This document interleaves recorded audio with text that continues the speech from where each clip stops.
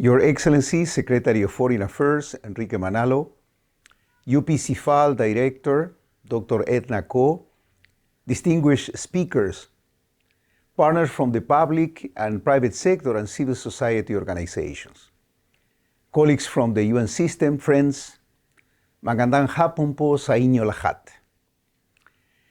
Thank you for joining us in this high-level forum on gender-responsive and sustainable recruitment and reintegration in Philippine Migration Governance. As you know, this is the culmination of a series of forums organized by the Bridging Recruitment to Reintegration in Migration Governance program, what we know as BRIDGE, in partnership with the University of Philippines, CIFAL Philippines, to bring together the wealth of knowledge and experience of various migration actors on issues related to gender and labor migration. The BRIDGE initiative is a good example of partnership. It is a joint program implemented by UN Women, the International Organization for Migrations, IOM, and the International Labour Organization, ILO. Resources for BRIDGE are provided by the Migration Multi-Partner Trust Fund. To start the discussions, let me share an important data. The Philippines has more women than men working overseas.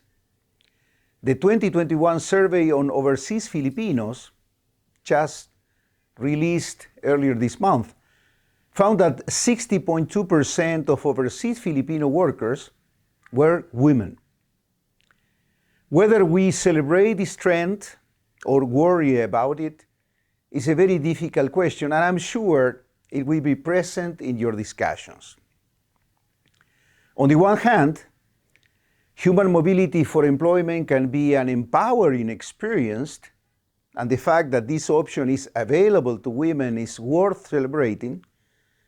But on the other hand, women migrant workers continue to be concentrated in precarious jobs.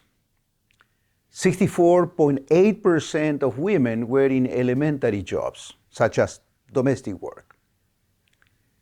Another important data is that more than 1 million overseas Filipino workers have returned since the start of the pandemic. And a survey conducted by the Scalabrini Migration Center as part of the BRIDGE program estimates that around 59% of them intend to remigrate, and around 4% have already been able to do so.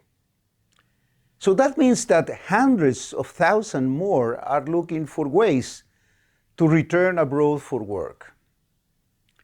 These returnees are now confronted to an important change in labor opportunities. As we know, digital technologies require a new set of professional skills.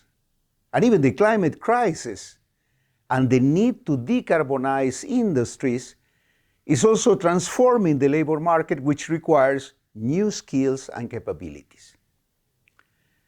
So we can rightly ask at this stage if women are better prepared for such new requirements. We know that male overseas Filipino workers are 10 times more likely than female to occupy technical jobs, such as technicians, plant and machine operators, and assemblers, according to the survey. This is why the BRIDGE program has incorporated digital skills training in its reintegration interventions, working with Connected Women, and is also partnering with ATICA, Overseas Workers and Communities Initiative, to train overseas Filipino workers and family members in agroforestry.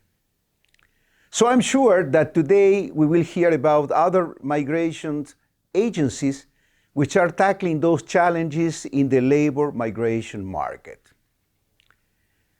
Dear partners and friends, in closing, I would like to thank Dr. Edna Ko and her team in UP-CIFAL Philippines for today's conversation. UP-CIFAL is a long-standing partner of the United Nations. And I would like to also greet our overseas Filipino workers and other Filipino migrants and advance a happy International Migrants Day. So I hope that our collective efforts help you, overseas Filipino workers, to navigate your migration journey. You are making a valuable contribution to this great nation. Maraming salamat po.